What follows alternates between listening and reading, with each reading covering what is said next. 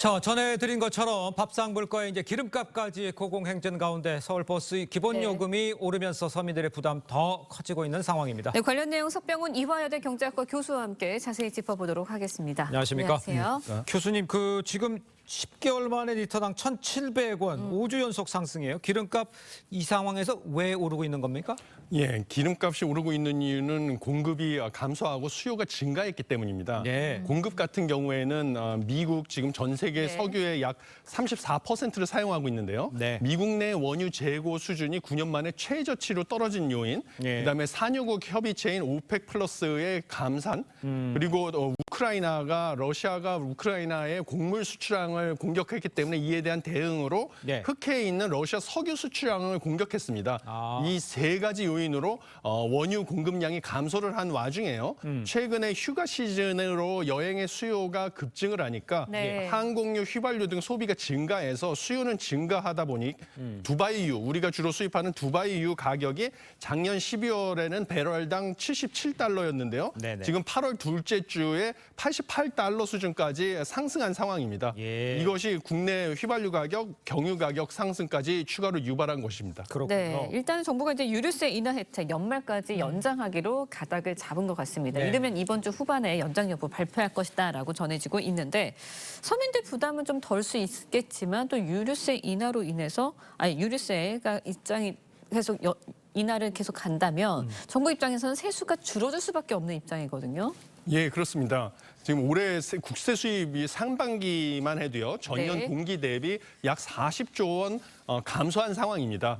그리고 교통, 에너지, 환경 세수 역시 작년 대비 7천억 원 감소했는데요. 이게 바로 유류세 인하로 인한 효과입니다. 그래서 이런 세수 감소도 신경 쓰지 않을 수 없기 때문에요. 정부 입장에서는 지금 현재 탄력세율을 적용해서 휘발유는 유류세 25% 인하, 경유와 액화 석유가스 부탄은 37% 인하하고 있는 상황입니다. 근데 이 중에서 경유만 인하율을 37%에서 25%로 낮추는 이런 조치를 취할 것으로 보이고요. 그렇게 되면 리터당 현재 휘발유는 615원의 유류세를 내고 있고 경유는 369원의 세금을 내고 있는데요. 경유 같은 경우만 436원으로 세금이 올라가는 것이 되겠습니다.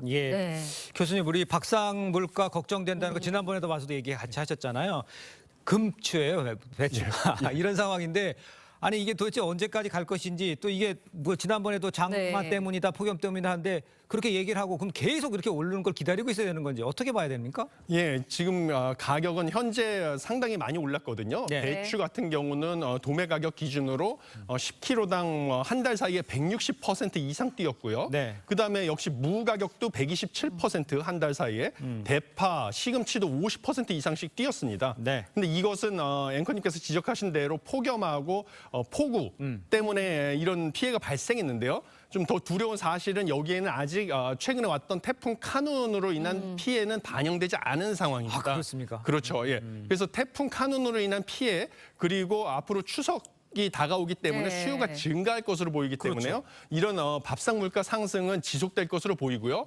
그렇기 때문에 뭐 정부 입장에서는 비축된 배추나 무 같은 것을 시장에 더 풀어서 공급을 늘리는 방향으로 대응해야 된다고 생각합니다.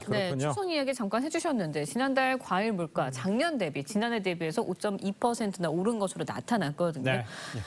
태풍 카눈의 영향, 추석 물가에도 반영이 된다면 더 오를 수밖에 없는 상황일 것 같아요. 예, 그렇습니다. 이미 지난달에 5.2% 상승한 거 전년 동기 대비 과일 물가가 이것도 지난달 전체 소비자 물가지수 상승률 2.3%의 2배가 넘어가는 상황입니다. 그런데 이미 올해는 봄철부터 이상기후 등의 영향으로요. 한국농촌경제연구원 보고에 따르면 전년 대비 사과나 배의 그 생산량이 이미 20% 가까이 줄어든 예정입니다.